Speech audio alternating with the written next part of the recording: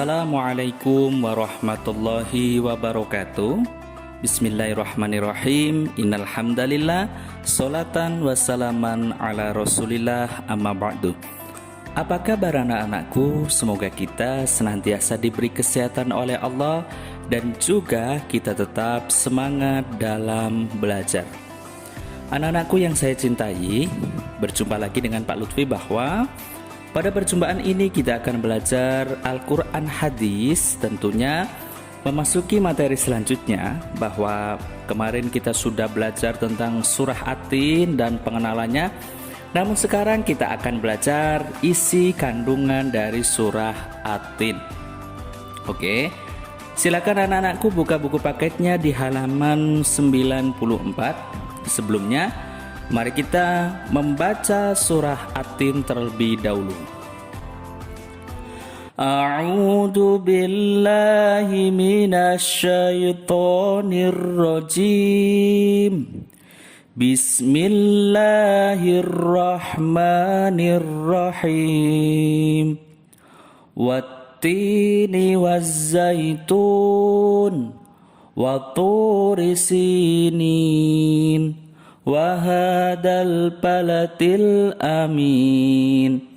Laqad khalaqnal insana fi ahsani taqwim summa radadnahu asfala safilin illal ladina amanu wa amilus solihati falahum ajrun ghairu mamnun.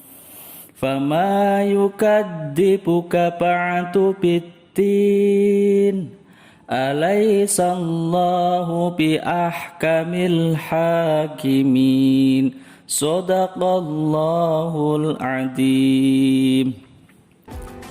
Artinya ialah, demi buah tin dan buah zaitun, demi gunung Sinai dan demi negeri Mekah yang aman ini, dan sungguh kami telah menciptakan manusia dalam bentuk yang sebaik-baiknya. Kemudian kami kembalikan dia ke tempat yang serendah-rendahnya, kecuali orang-orang yang beriman dan mengerjakan kebajikan, maka mereka akan mendapat pahala yang tidak ada putus-putusnya.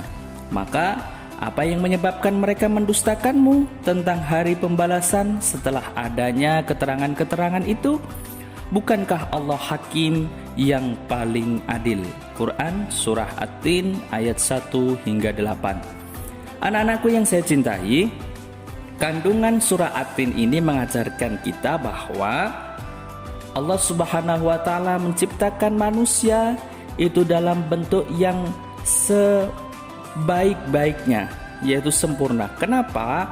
Bahwa manusia diciptakan punya akal, kemudian punya hati, punya nafsu, sehingga bisa berpikir, mempunyai keinginan.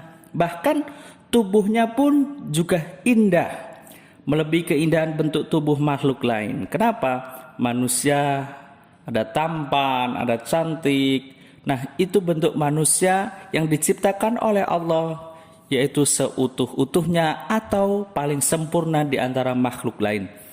Berbeda dengan makhluk lain, kalau malaikat diciptakan Allah hanya punya akal saja.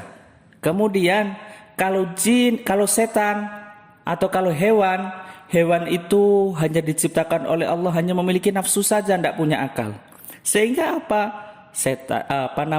hewan itu nggak bisa berpikir, apapun keinginannya langsung dilakukan. Berbeda dengan manusia. Manusia punya akal, punya hati, punya nafsu, akhirnya bisa melakukan apapun. Dan itulah manusia diciptakan dalam keadaan sebaik-baiknya. Allah Subhanahu wa Ta'ala mengingatkan kepada kita bahwa manusia itu senantiasa diberi nikmat-nikmat yang telah diberikan. Yaitu apa? Mulai bangun tidur hingga akan tidur, bahkan ketika tidur pasti diberi nikmat oleh Allah Subhanahu wa Ta'ala. Sehingga dengan kenikmatan Allah itu kita harus senantiasa ingat kepada nikmat yang diberikan oleh Allah. Jangan sampai kita malah tidak bersyukur, kemudian kita terjerumus dalam kehinaan. Maka orang-orang yang selamat dari kehinaan ialah orang yang beriman dan senantiasa beramal soleh. Mereka akan memperoleh kemuliaan dari Allah dengan segala kesenangan. Oleh karena itu, kita sebagai umat muslim harus senantiasa bersyukur atas nikmat Allah. Kita diberi kesehatan, maka kita harus belajar. Kita masih sekolah, kita wajib belajar. Kemudian kita masih sehat tubuh kita, kuat badan kita, maka kita melakukan ibadah kepada Allah. Itu apa? Mengaji, belajar, hormat kepada orang tua, berbuat baik, dan lain sebagainya. Jangan sampai kita malah melalaikan nikmat Allah sehingga kita menjadi orang yang hina di sisi Allah. Sekian materi pada perjumpaan ini.